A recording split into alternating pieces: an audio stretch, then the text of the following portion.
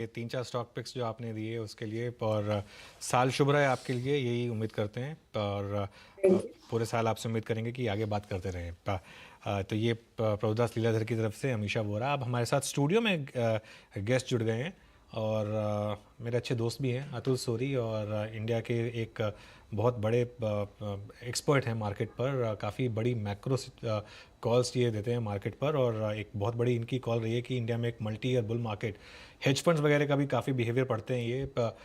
अतुल सूरी मेरे साथ। अतुल, सबसे पहले तो शुक्रिया, happy Diwali. Same to you. और आपके व्यूअर्स के वो कैसा लग रहा है, कैसा फील कर रहे हैं इस दिवाली पर? देखिए, मुझे मतलब ये साल ऑप्टिकली कहिए तो इंडेक्स फ्लैट रहा है, लेकिन साल बहुत अच्छा रहा है। पहले 6 महीने बहुत डिफ़िकल्ट थे, बिकॉज जो सेल ऑफ हमने देखा वहाँ पे जो ग्रोथ स्टॉक्स थे वो बहुत बुरी तरह से टूटे थे। बट अनुज, जो ये सेकेंड हाफ का है इससे बहुत कॉन्फिडेंस आ रहा है। पहली चीज़ है कि आप देखिए ग्लोबल मार्केट्स, आप S&P 500 ले लीजिए, बहुत it's I would say mothership, 50% of global market cap है वहाँ पे। अब देखिए वो आज 20-22% नीचे है, उसके कंपैरिजन में हम 4 to 5% नीचे हैं।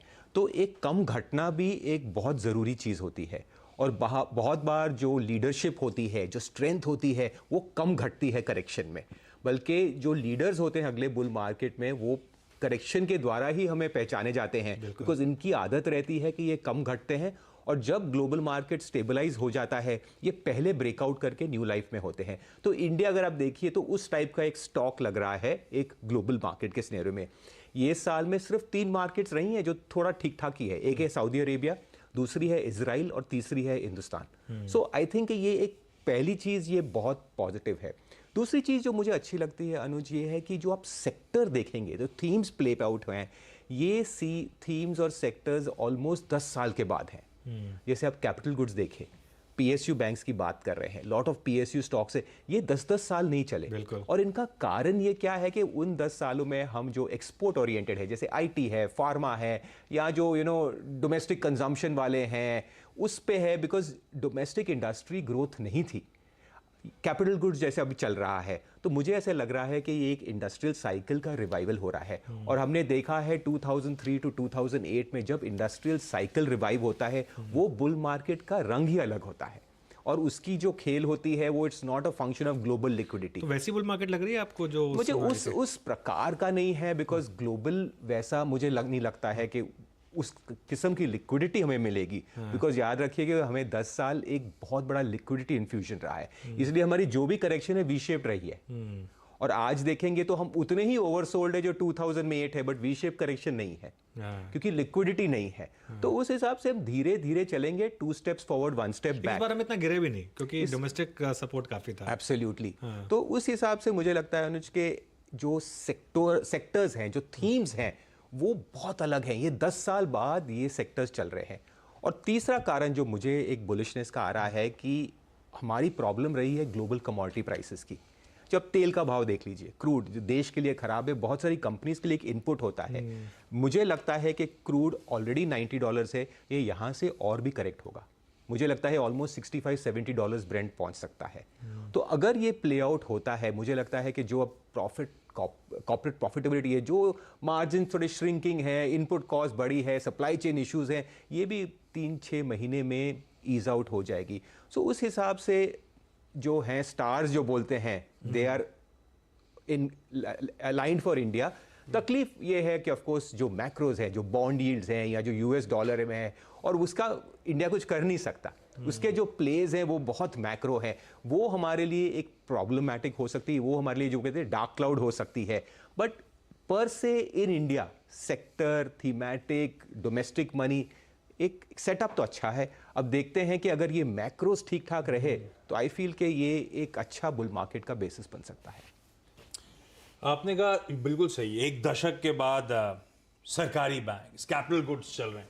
अब एक दशक ये चले बहुत हैं, हम रिटेल के जहन में आता है एक दशक के बाद चले, कितने चले हैं? 10 साल तो नहीं चले। अगर तो 3 महीने चल गए तो उसमें क्या तकलीफ है? डबल हो गए तो क्या बात है? हम रिटेल जानना चाहते हैं फिर ना कि ये चलना शुरू है तो अभी तो चलने की कहानी शुरुआत हुई, ऐसा मानो क्या? आप जाके देख लीजिए, आप जाके देख लीजिए भाई, जब ये चलते हैं ये स्टॉक ऐसा नहीं कि डबल होके खत्म हो जाते हैं। इसलिए मैं अनुज से बता रहा था 2003 से 2008 भले वैसा मार्केट नहीं होगा, बट ये जो ट्रेंड्स होते हैं जस्ट 10-10 साल अंडर परफॉर्म करते हैं, वो ट्रेंड जब चेंज होता है 6 महीने नहीं खत्म नहीं होता। तो हाँ, जो ठीक है, 10 तो साल की अंडर परफॉर्मेंस है वो 6 महीने में कैचअप नहीं होती। तो इसका जो सामने और जो दूसरी तरफ स्विंग होता है भाई, पेंडुलम होता है, अगर एक साइड इतना बढ़ेगा तो दूसरी साइड भी आप नहीं कहोगे कि पेंडुलम यहाँ तक आके बस यहाँ तक आके वापस चला जाएगा, उसको उतना उस साइड भी तो स्विंग अभी तो करना है। कहानी की शुरुआत हुई है। आई वुड से कि भाई ये एक अपॉर्चुनिटीज है, ये एक ट्रेंड्स है, यहाँ पे लीडरशिप दिख रही है। और देखिए मार्केट डायनामिक्स है, मार्केट डायनामिक है, चेंजेस होते रहते हैं,